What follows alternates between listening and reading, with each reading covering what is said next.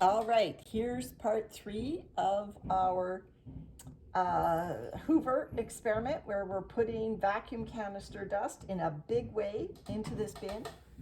I've added more water, although every time I peel the layer, look at my hands look like Dr. Seuss. Every time I peel it out, you can see that the water really hasn't permeated this dust, but it's no longer floating up in the volume that it was, so there must be some moisture. But my goal here is to fold in the castings, and I actually have another mister bottle that is a mist.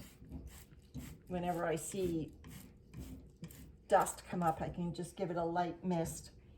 I really don't want to add too much water because I know the bedding and everything down here that I'm now going to be turning into this has moisture, and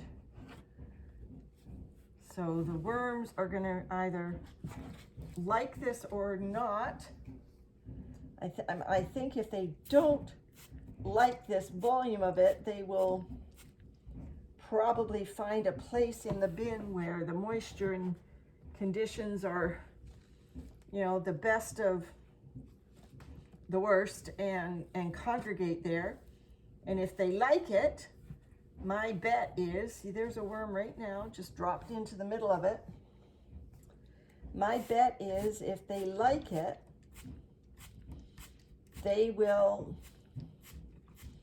be all through it like they were in the little sample that I had earlier. So I'm just folding this in, worms and all, food and all, food scraps and all, even this old bedding or the old vacuum cleaner experiment part of it, everything is going to get folded into here and just mixed around.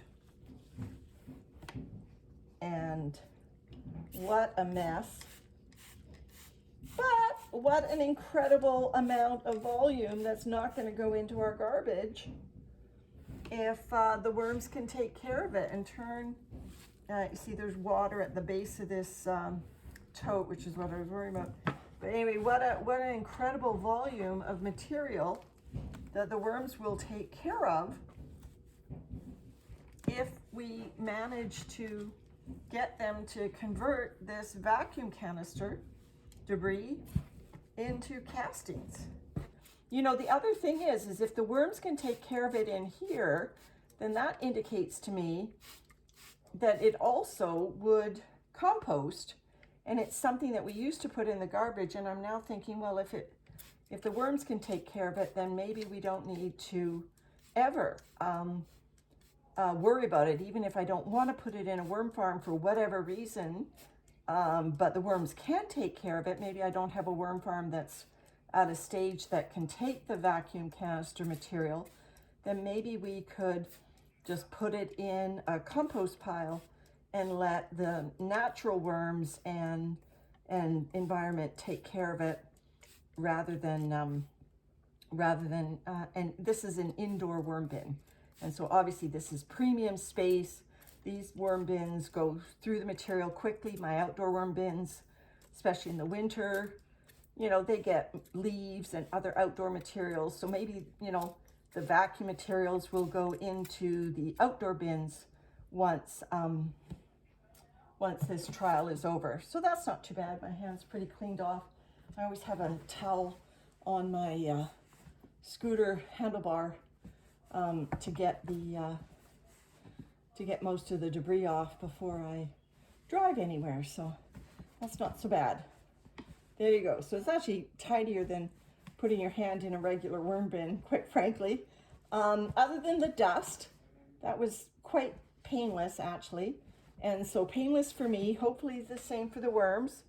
I'm just going to put back their cardboard and their bubble wrap, and no more escapees, so there isn't a mass exodus happening. This bin is indoors and has no lid on it, although, well, it has a lid that is open on it.